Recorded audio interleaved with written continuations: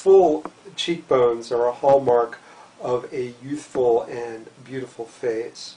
In youth, the bizygomatic distance, the distance between the cheekbones, is longer or wider, and the cheeks are fuller in shape. With age, the soft tissue in the midface descends as the facial ligaments stretch, and gravity causes its inevitable effect. However, we can counteract this natural tendency for the soft tissues of the midface to fall by augmenting the volume over the malar eminence, or the high point of the cheekbones. Again, we're fortunate these days that we have several techniques available to us. There are temporary fillers such as Juvederm, Restylane, and more recently Sculptra, that although they're temporary, are lasting for increasing lengths of time. Of particular interest is the filler Sculptra, which can last for a year and a half or 2 years, although it takes several treatments to complete the process.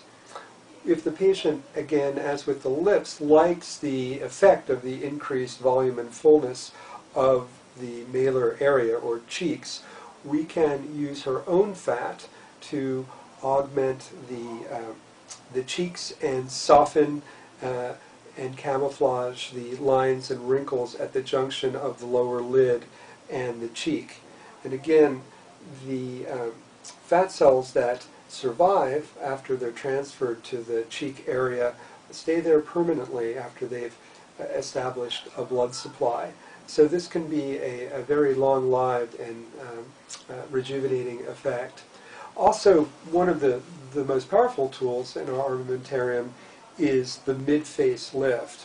This allows us to release the soft tissues of the mid-face, and after all of those ligaments and connections have been released, we can exert an upward pull on the soft tissues of the mid-face, position it precisely where we want it to sit, re-drape those soft tissues over the bony skeleton of the cheek, and achieve a fullness and natural contour of the cheek and mid-face area using the patient's own tissues.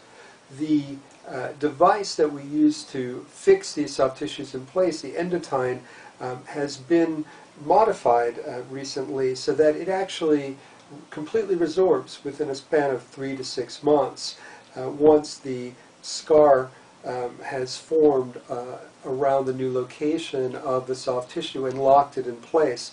This scaffolding will hold things where we set them, but the actual hook or endotine that we use to maintain the soft tissues in position will fade away, and after 6 months the patient will not even be able to feel it. So I think we're very fortunate in that we have a variety of powerful techniques to enhance the contour of the midface. And of course, let's not forget the traditional facelift, which we do in a biplanar fashion with an extended SMAST section, is also a very effective way to augment the volume of the midface.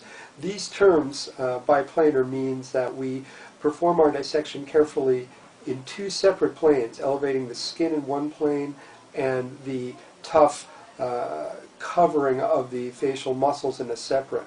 This allows us to pull them in separate directions to optimize the vectors of pull and have maximum control over the shape of the midface.